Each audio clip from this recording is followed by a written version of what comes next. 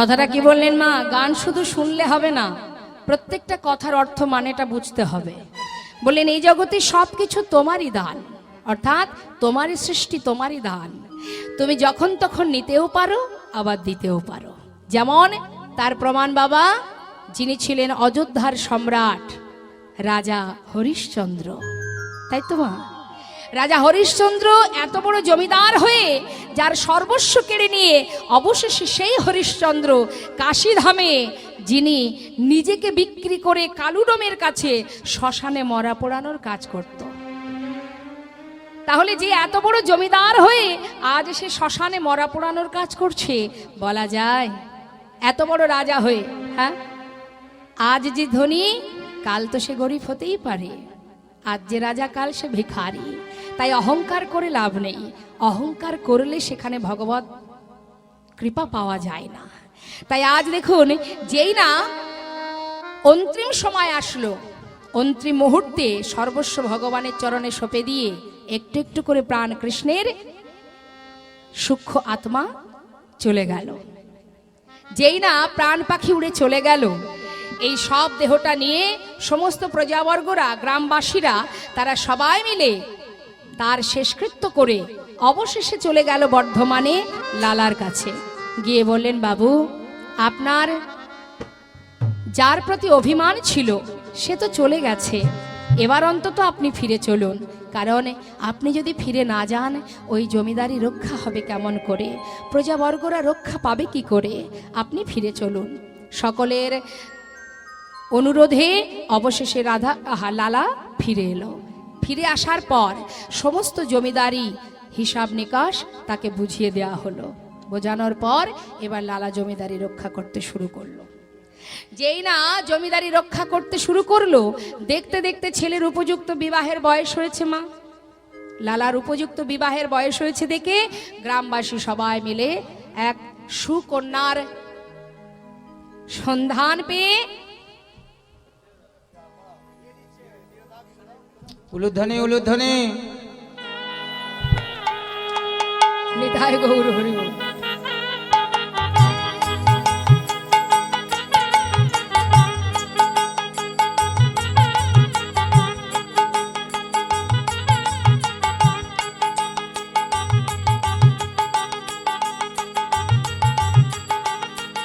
হরি বল, হরি বল।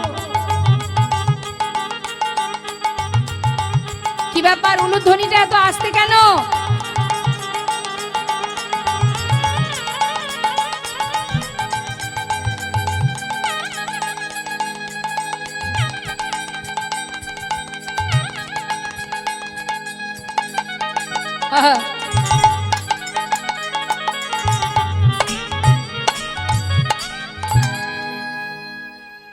নতুন বউ ঘরে এলো, হ্যাঁ, আনন্দ তো হবারই কথা।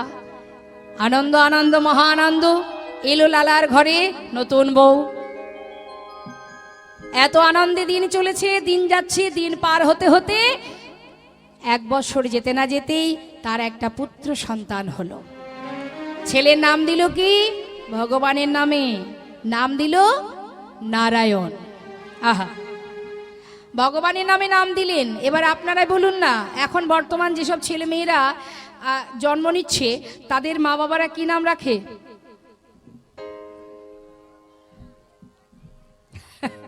ওই যে সিরিয়ালে আর সিনেমায় যেসব নাম নতুন নতুন বেরিয়েছে, খুঁজে খুঁজে ওইগুলোই রাখে। বাহুবলী আছে নাকি? বাহুবলী আছে এখানে?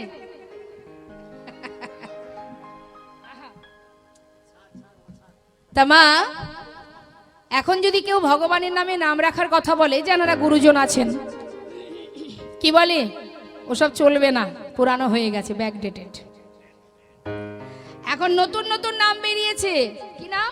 ওই যে প্রসেনজিৎ, চিরঞ্জিত, দেব, জিৎ, লালটু, পল্টু, ঝন্টু, ওই যে সন্টু। আগেকার সময় কেন ভগবানের নামে নাম রাখতেন? যে এই জন্যই রাখতেন, হাজার কর্মের মধ্যে দিয়ে যদি একবার প্রভুর নামটা উচ্চারণ করা হয়, মানে ছেলের নাম ধরেও ডাকা হয়, সেই নাম প্রভুর নামে তো স্মরণটা করা হবে। সেই জন্যই ভগবানের নামে নাম রাখতেন। তার একটা প্রমাণ বাবা, অজামিলের অনেক সন্তান, হ্যাঁ, তা অজামিলের অনেক সন্তান বলে সে কি নাম রাখবে, প্রত্যেকের নাম যদি মনে না থাকে সেই জন্য প্রত্যেকের নাম রেখেছিল 1 কড়ি 2 কড়ি 3 কড়ি এইভাবে নাম রেখেছিল। অবশেষে যে কনিষ্ঠ পুত্র তার নাম দিয়েছিল নারায়ণ। এবার যেদিন অজামিল কিন্তু ভগবানকে ভালোবাসতেন না, কিন্তু শেষের দিন অন্তিম সময়, সেই সময় নিজের পুত্রকে ডেকেছিল, অর্থাৎ নারায়ণকে ডেকেছিল। কোন নারায়ণ? নিজের সন্তানের নাম নারায়ণ। ওই নারায়ণকে ডেকেছিল অন্তিম সময়, যখন শেষ নিঃশ্বাস ত্যাগ হবে শয্যাশায়ী, ঠিক সেই সময় নারায়ণকে চিৎকার করে ডাকছে নিজের পুত্রকে, আর তার এক ডাকে বৈকুণ্ঠে নারায়ণের সিংহাসন টলে যায়। তাই বাবা, সন্তানের নাম সর্বদাই ভগবানের নামে রাখতে হয়, তাতে একসঙ্গে 2 কাজ হয়। এবার দেখুন, ছেলের নাম রেখেছে নারায়ণ, আর তার একটা পালিতা কন্যা আছে যার নাম সুমতি। অর্থাৎ পরিবারে কতজন হলো মা? 4 জন, তাই তো? এত সুন্দরভাবে দিন যায়, মহা আনন্দ। দেখতে দেখতে হঠাৎ একদিন তার বাড়ির সামনে, অর্থাৎ জমিদারি মহলের সামনে এসে দাঁড়ালো এক ভিখারি। ভিখারি এসে চিৎকার করে ভিক্ষা চাইছেন, ভিক্ষাং দেহি। যেই না ডেকেছে, সঙ্গে সঙ্গে লালা ধীরে ধীরে সেই সদর দরজার সামনে এসে দাঁড়িয়েছে। এসে সেই ভিখারিকে বলছে, ভিখারি তুমি ভিক্ষা নেবে? কেন? তুমি ভিক্ষা নিয়ে কি করো? দাঁড়ে দাঁড়িয়ে আছে ভিখারি, বলছে, বাবু আমি ভিক্ষা করি কেন জানো? শুনে নিন মায়েরা, এখানে যত ভক্ত আছেন একটু মন দেবেন। এক ভিখারি সে ভিক্ষা কেন করে? কেউ করে নিজের দেহটাকে রক্ষা করার জন্য, আর কেউ করে ভগবানের সেবার জন্য। তা সেই ভিখারি বলছে, বাবু আমি কেন ভিক্ষা করি জানো? শোনো তাহলে। বাবু গো, বাবু গো,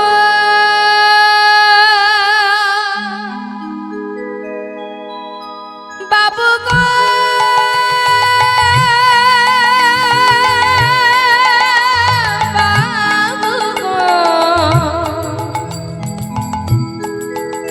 বাবু গো,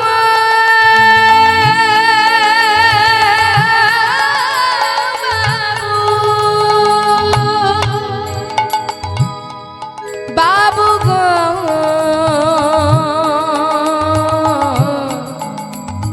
বাবু গো, বাবু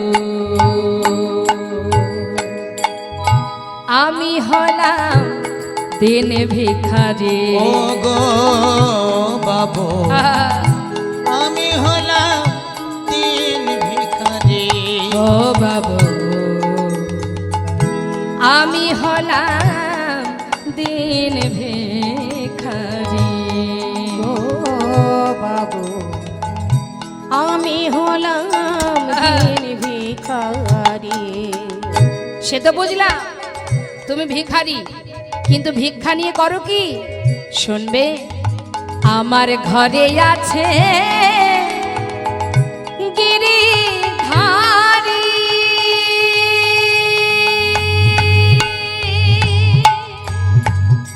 বাবু গো, বাবু গো, বাবু গো, ও বাবু আমার ঘরে আছে ওই গিরিধারী।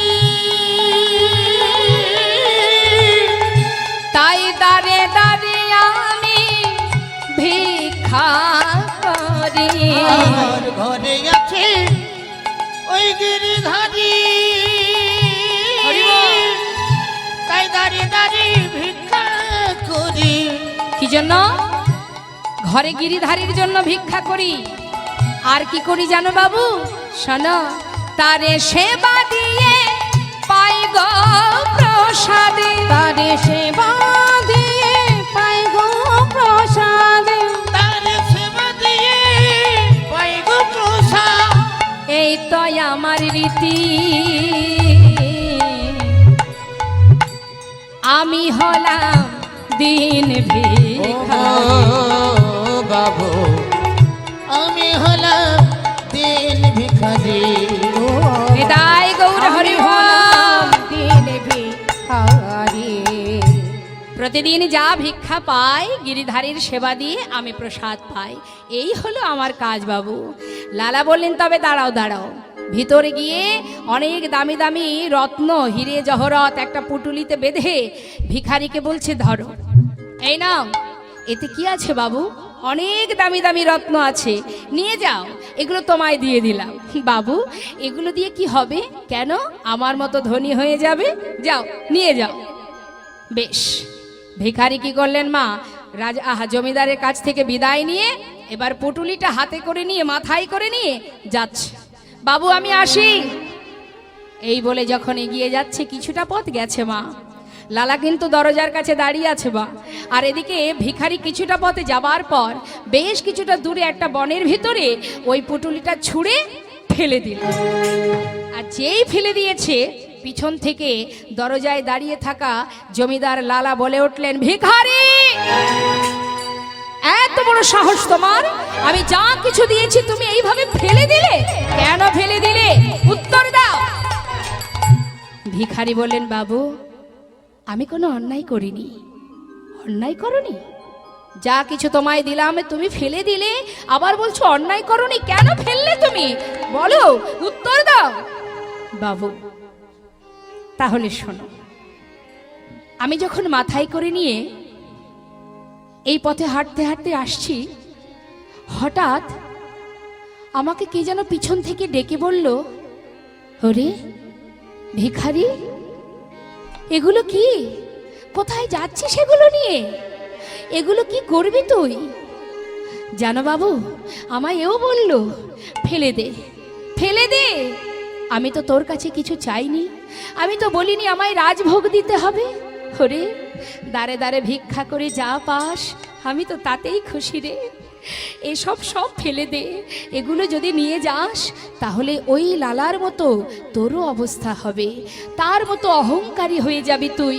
ফেলে দে, আয় আমার কাছে আয়, তুই যেমন ছিলি তেমনই হয়ে যা, আয় সব ফেলে দিয়ে আয় ভিখারি আয় রে ফিরে, ভুলে যাস না মোহ ভরে। আয় ভিখারি আয় রে ফিরে, ভুলে যাস না মোহ ভরে। ভিখারি ও তুই আই ভিখারি আই রে ফিরে, ভুলে যাস না মোহ ধরে। ওই গোবিন্দ সেবার বেলা বয়ে যায়, গোবিন্দ সেবার বেলা বয়ে যায়। শোন বিদুরের খুদ যেমন তোর ভিক্ষার অন্ন তেমন, বিদুরের খুদ যেমন তোর ভিক্ষার অন্ন তেমন। ভিতরের খুদ যেমন তোর ভিখারান্ন তেমন। সেবা দিতে ভুল করিস নে আমার, সেবা দিতে ভুল করিস নে আমায়। ও সেবা দিতে ভুল হরি বল। করিস নি আমার। ওরে আই ভিখারি আই রে ফিরে, আয় ভিখারি আয় রে ফিরে, ওরে আই ভিখারি আই রে ও তুই ফিরে, আই ভিখারি আই রে ফিরে, ভুলে যাস না মোহ ভরে। আই ভিখারি আই রে ফিরে, ভুলে যাস না মোহ ভরে। আয় ভিখারি আয় রে ফিরে, সেবা দিতে ভুল করিস নে সেবা আমার। দিতে ভুল করিস নে আমায়। সেবা দিতে ভুল করিস নি আমার। ধন ঐশ্বর্যের মধ্যে থাকলে তুই তো ওই লালার মতোই দিনে দিনে আমায় ভুলে যাবি। যে কোনো একটা জিনিস যদি কেউ চায় মা, যদি কেউ বিষয় চায় ভগবান তাকে বিষয় দেয়। কেউ যদি ভগবানের কাছে ভক্তি কামনা করে, হে প্রভু যেন তোমার চরণে মতি ভক্তি থাকে, আমি আর কিছু চাই না, ভগবান তাকে ভক্তি দান করেন। তার একটা প্রমাণ আপনাদের বলি শুনুন। একদিন ভগবান স্বয়ং নিজে এবং দেবর্ষি নারদ দুজনে যাচ্ছে রাস্তা দিয়ে হাঁটতে হাঁটতে। হঠাৎ দেবর্ষি নারদ বলছে, প্রভু আমার কিন্তু প্রচণ্ড খিদে পেয়েছে, তুমি কিছু খাওয়ার ব্যবস্থা করো প্রভু। তখন প্রভু বললেন, দেবর্ষি খিদে যখন পেয়েছে ব্যবস্থা একটা করতে হবে। কি করেছে মা, কিছুটা পথ গিয়ে দেখছে বেশ রাস্তার ধারে একটা 3তলা বাড়ি আছে। হরি বল। তখন দেবর্ষি নারদ বলছে, প্রভু দেখো দেখো, এই দেখো 3তলা বাড়ি আছে, নিশ্চয়ই বাড়িতে মানুষও আছে, আর মানুষ যখন আছে নিশ্চয়ই কিছু খাবারও পাওয়া যাবে। তাহলে চলো যাই। দুইজনে মিলে সাধুর বেশ পরিধান করে দ্বারে এসে দাঁড়িয়েছে। দরজার কাছে দাঁড়িয়েছে, ভিতরে যারা আছেন তাদেরকে চিৎকার করে ডাকছে, কেউ আছো ভিতরে? ভিতরে কি কেউ আছো? হঠাৎ জানালা থেকে একজন মুখ বাড়িয়ে জিজ্ঞাসা করছে, কি চাই? আমাদের প্রচন্ড খিদে পেয়েছে, কিছু খাবার দেবে? এখানে হবে না, অন্য কোথাও যাও, আমাদের এখন সময় নেই। যেই না বলা, দেবশ্রী নারদ বলেন, দেখেছো প্রভু, এত বড় ধনী ব্যক্তি যার 1 থেকে 3 তলা বাড়ি, এত ধন ঐশ্বর্য আছে, তথাপিও একটা দরজার কাছে একজন ক্ষুধার্ত ব্যক্তি দাঁড়িয়ে আছে, তাকে কিছু খেতে দিতে পারলো না।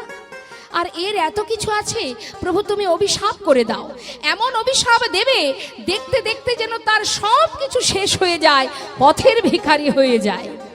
প্রভু বললেন, বেশ তাই হবে দেবর্ষি, নিশ্চয়ই নিশ্চয়ই তুমি যেটা বলেছো সেটাই হবে। কি করলেন প্রভু? দাঁড়িয়ে দাঁড়িয়ে সেইখানে দাঁড়িয়েই মা আশীর্বাদ করে দিলেন। কি বললেন? 3 তলা হয়েছে, আশীর্বাদ করি যেন এর দ্বিগুণ হয়। নিতাই গৌর হরি বল, হরি বল। দেবর্ষি নারদ বলছে, প্রভু এ তোমার কেমন বিচার? যার আছে তুমি আবার তাকে দিচ্ছ কেন প্রভু? দেবর্ষি, তোমার তো এত কিছু জানার দরকার নেই, তোমার খিদে পেয়েছে, চলো দেখি অন্য কোথাও কিছু ব্যবস্থা করতে পারে কিনা। কিছুটা পথ যাবার পরে দেখছি একটা ছোট্ট কুড়ে ঘর, খড়ের ছাওয়া, ছোট্ট একটা কুড়ে ঘর, তার মধ্যে একজন বৃদ্ধা মা বসে আছে। এমন সময় সেখানে গিয়ে বলছে, কেউ আছে? বুড়িমা বলছে, কি চাই? তোমরা কারা? আমরা ক্ষুধার্ত, কিছু কি খেতে দেবে? ঠাকুমা, সেই বুড়িমা বলছে, ভিতরে এসো, ভিতরে এসো। ভিতরে নিয়ে আসন পেতে বসতে দিয়ে বলছে, বাবা তোমরা বৈষ্ণব, আমার ঘরে এসেছো, কিন্তু আমার তো দেওয়ার কিছু নেই। তবে হ্যাঁ, এই দেখো আমার একটা গাভী আছে, সেখান থেকে অল্প একটু দুধ আমি পাই, সেটাই আমি সেবা করি।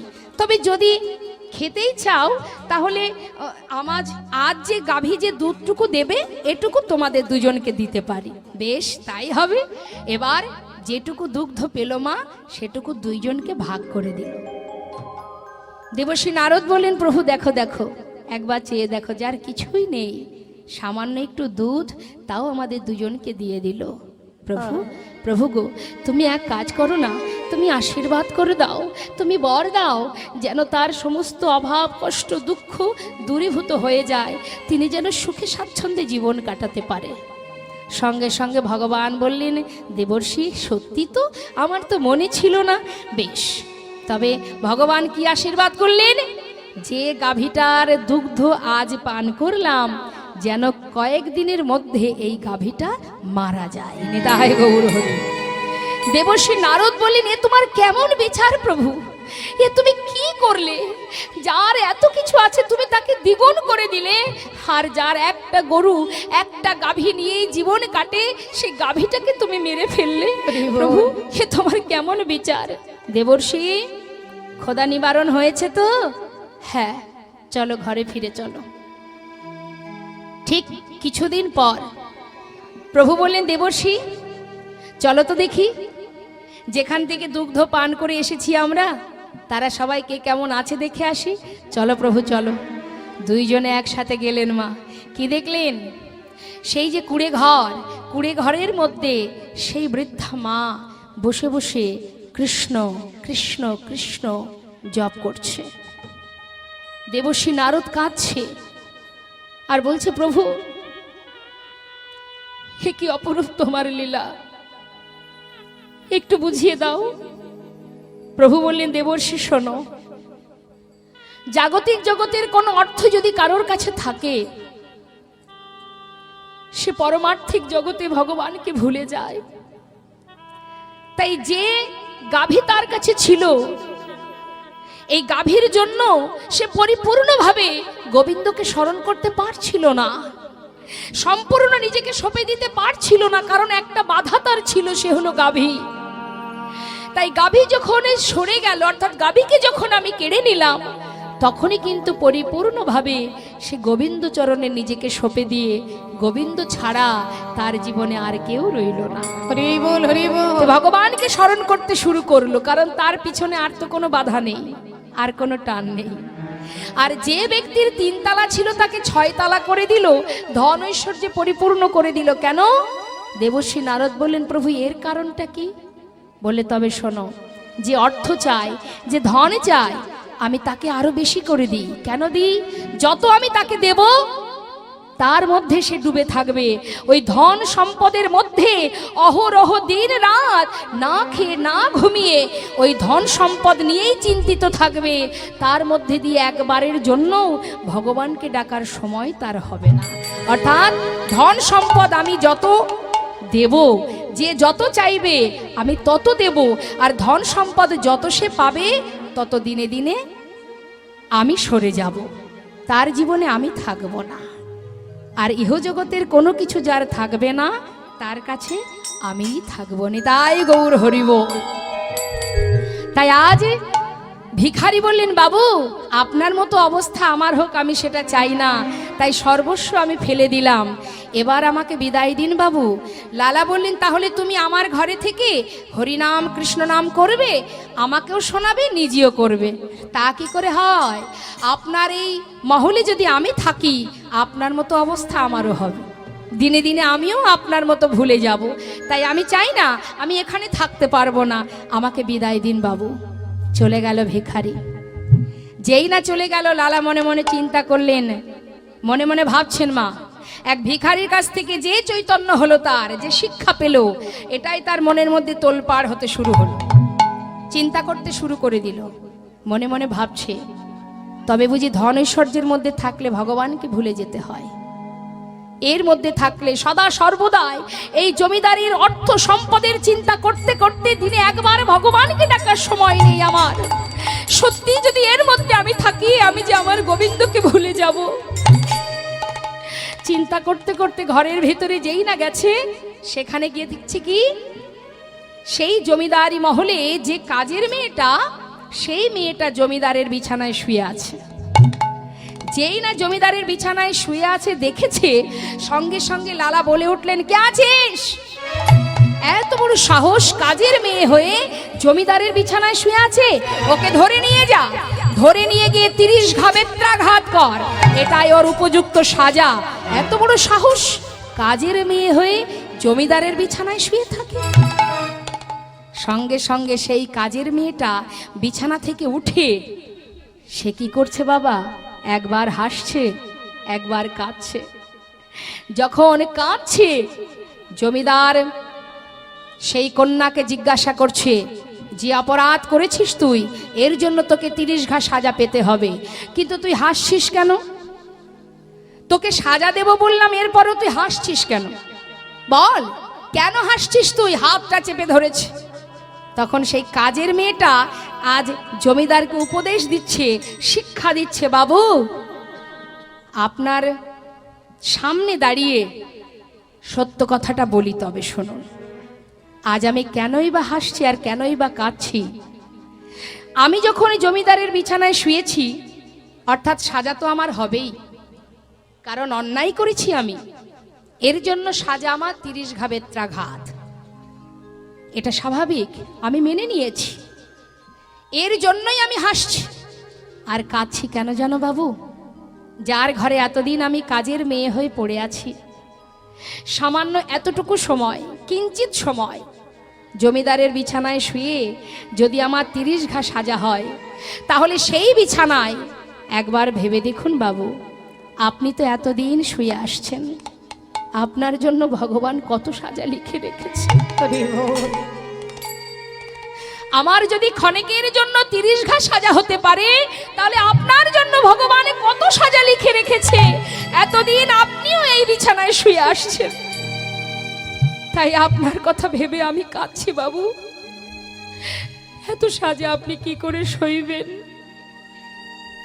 সঙ্গে সঙ্গে লালা ছুটে গিয়ে সেই কন্যাকে জড়িয়ে ধরে বলছে, মা ঠিকই তো বলেছিস, সত্যি তো তুই যদি একটুখানি সময় এই বিছানায় শুয়ে আমি যদি তোর জন্য 30 ঘা বেত্রাঘাতের আদেশ করি, তাহলে এই বিছানায় আমি তো এতদিন শুয়ে এসেছি, আমার জন্য ভগবান কত সাজা লিখে রেখেছে। মা, সত্যি বলেছিস, ঠিক বলেছিস। ওরে, আজ তোর সামনে দাঁড়িয়ে আমি প্রতিজ্ঞা করলাম, আজ থেকে এই বিছানায় আমি আর ঘুমাবো না, আর ঘুমাবো না পালঙ্কেতে। এই করিলাম ঘুমাবো না পালঙ্কেতে, এই করিলাম পান। ঘুমাবো না পালঙ্কেতে, এই করিলাম পান। ঘুমাবো না, আমি ঘুমাবো না পালঙ্কে, এই করিলাম পান।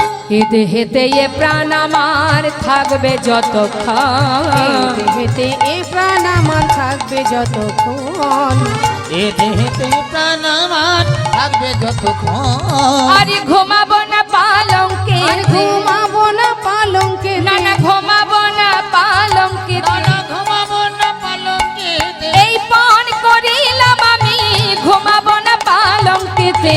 মন করিলাম আমি, হরি বল। ঘুমাবো না পালঙ্কেতে। এ দেহেতে এ প্রাণ আমার থাকবে যতক্ষণ।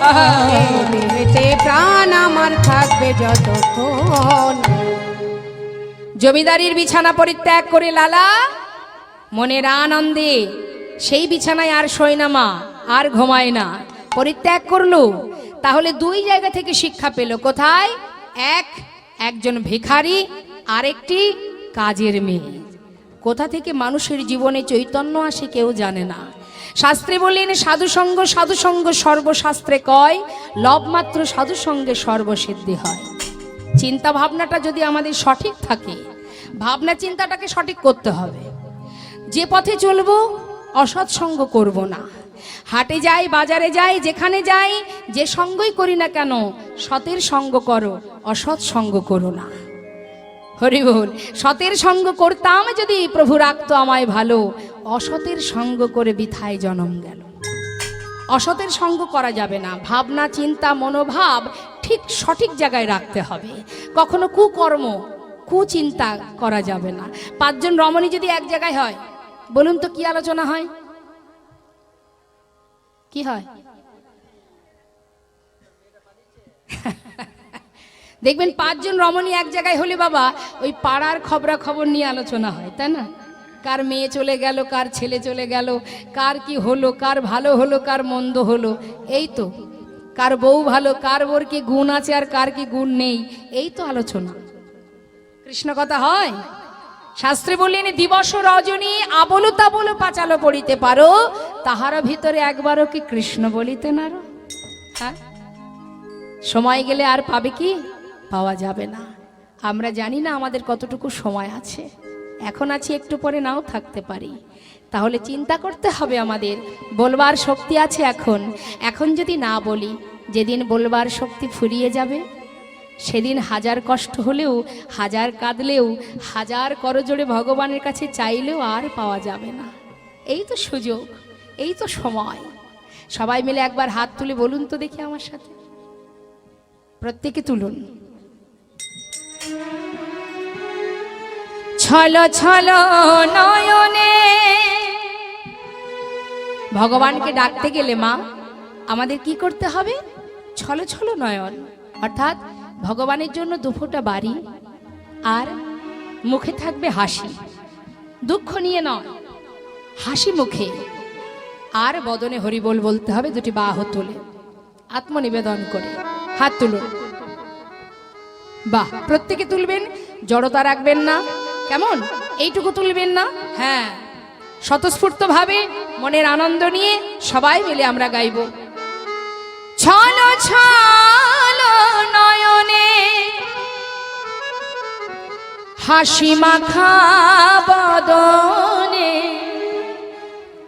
আনন্দ কাননে। কই দেখি হাতগুলো কোথায়? হাত গোটানো আছে কেন? কার কার হাত আছে একটু দেখি।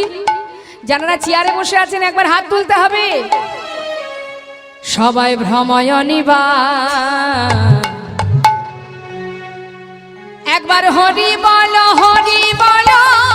মনে রে আমার, হরি বলো মনে রে আমার, হরি বল হরি বল হরি বল। মনে রে আমার। হরি বল।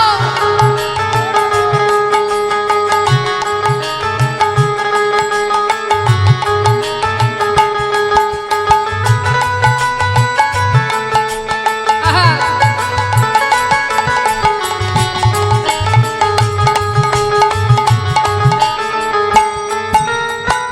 গতি নাই গতি নাই,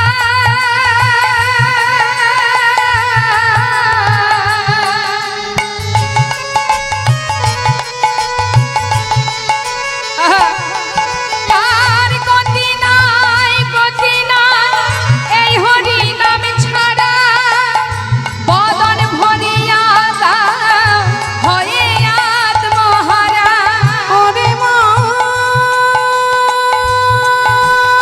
মনে রে, হরি বল। ওরে মন আমার। গতি নাই গতি নাই। হরি বল।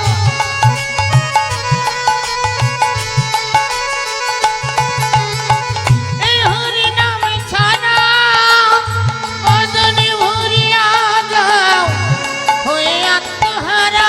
শোনো, ওই দেখো শ্মশানে কিবা রাত্রি দিনে ওই দেখো শ্মশানে দিবারাত্রি দিনে পুড়িতেছে মানুষে কত অহংকার। হরি বল মনে হৃদয় গৌর হরি বল হরি বল। হরি বল মনে রে আমার। হরি বল মনে রে আমার। একবার হরি বল মন রে আমার। হৃদয় গৌর হরি বল হরি বল। নাম ছাড়া কলিজীবের নাহি আর ধর্ম, সর্বধর্ম সার নামে শাস্ত্র মর্ম। তুলবি যদি ছানা মাখন সকাল সকালে তোলে, শিশুকালে কৃষ্ণ ভজন বৃদ্ধতে ভজনেতে বাধাই গণ্ডগোল।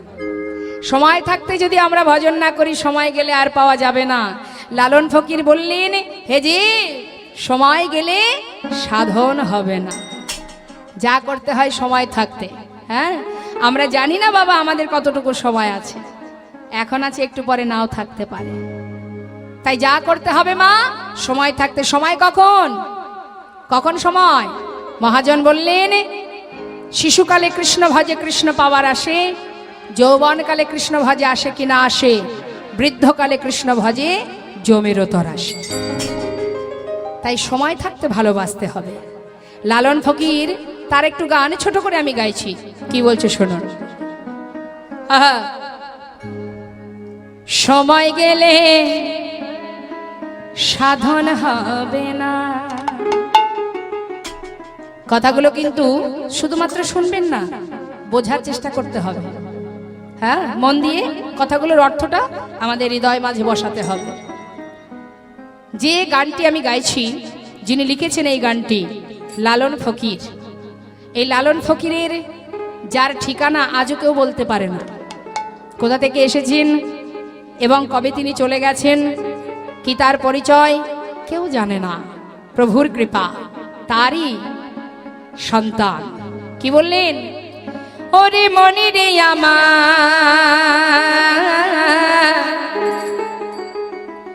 সময় গেলে সাধন হবে না। ওরে মনে রে আমার।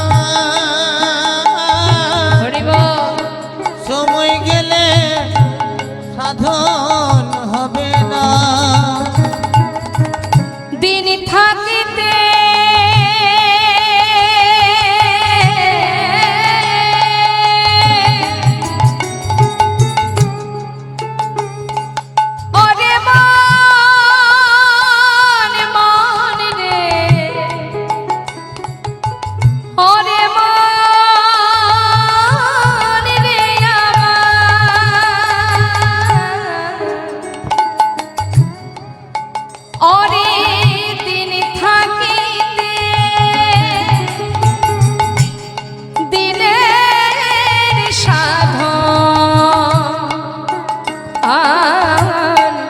কেন করলি না মনে রে কেন করলি না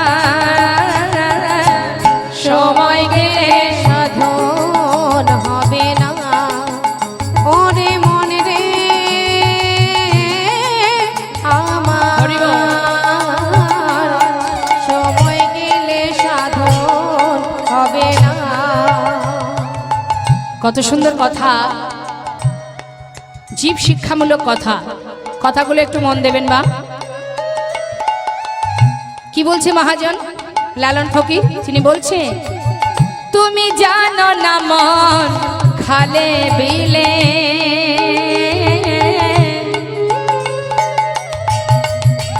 অগো থাকে নামি জলে সকালে। তুমি জানো নাম ওই খালে বিলে নানা থাকে নামি জল শুকালে।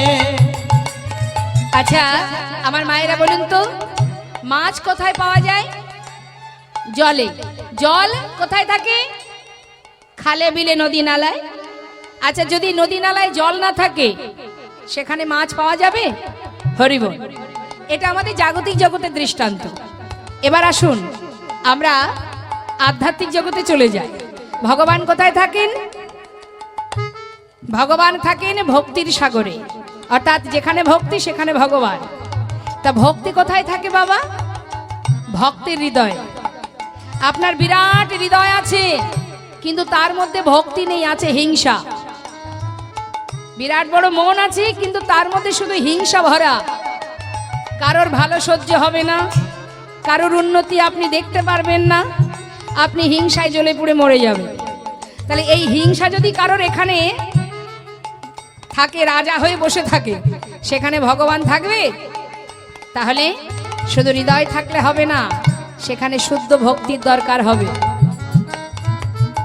তাই লালন ফকির বলছে জানো না মন খালে বিলে থাকে নামিন জলে সকালে। ও তুমি জানো না মন ওই খালে বিলে বাবা থাকে নামি জল শুকালে। কি হবে তাতে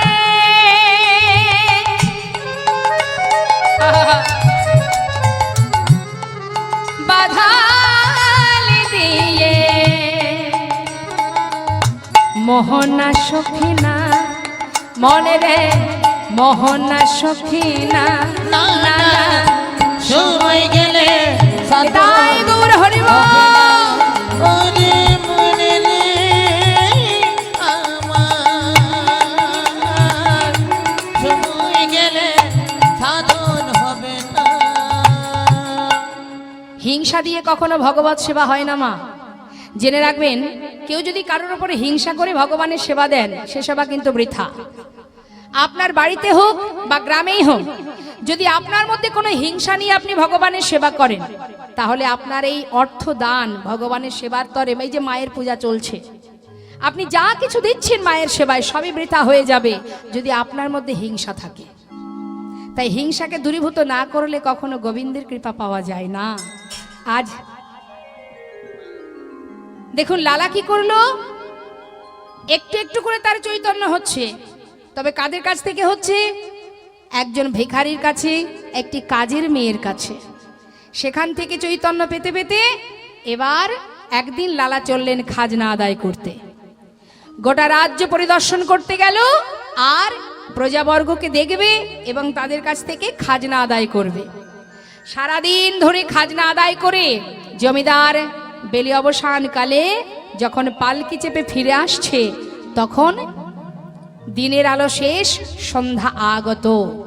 ঠিক সেই সময় সন্ধ্যা আগত, বেলি অবসান কাল, ঠিক সেই সময় এক রজক কন্যা, সে রজক কন্যা মানে মায়েরা জানেন রজক কাদের বলে? কাপড় যারা কাছে ধোপা, তারই কন্যা রজকন্যা চিৎকার করে তার পিতাকে বলছে, কি বলছে? বাবু গো, বাবু গো, বেলা যায়, বাসনায় আগুন দাও।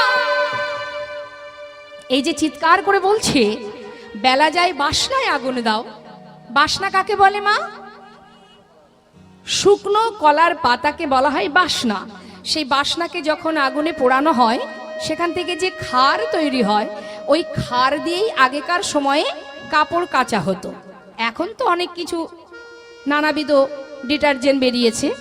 তো সেই যে কলার পাতাকে মানে শুকনো বাসনাকে পোড়ানোর জন্য তার বাবাকে ডেকে বলছে, বাবু বেলা যায় বাসনায় আগুন দাও। এই কথাতেই প্রতিধ্বনি শুনছে লালা। কি শুনছে? পালকি চেপে ফিরছে, সন্ধ্যা আগত। ঠিক সেই সময় যেন মনে হয় তার জীবনে, তার যে হৃদয় মন্দিরে, হৃদয় আকাশে যে সূর্যের উদয় হয়েছিল, সে সূর্য অস্ত গেছে, সন্ধ্যা ঘনিয়ে এসেছে জীবনের। ঠিক সেই মুহূর্ত তার এটাই চৈতন্য হচ্ছে। কি শুনছে তিনি? প্রতিধ্বনি, বেলা যায়, বেলা যায়, বেলা যায়,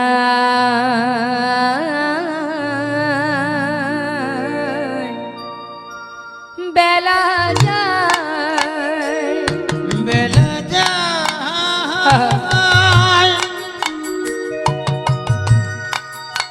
বেলা যায়, যাই যাই, গাই গৌর হরি বল। বেলা যায়, বেলা যায়, বেলা যায়,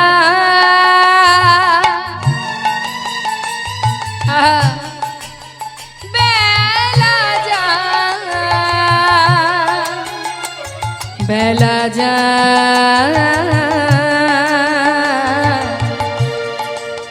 বেলা যায়, বেলা যায়,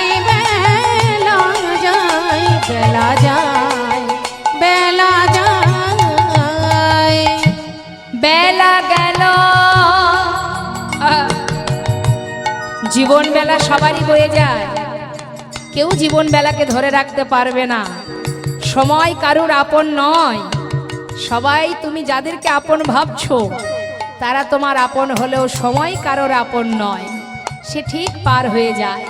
তাই সময় চলে যাচ্ছে, বেলা বয়ে যাচ্ছে, আমাদের সবার জীবনের বেলা বয়ে যাচ্ছে। তাই আজ প্রতিধ্বনি শুনছে লালা, কি বেলা গেল, সন্ধ্যা হলো,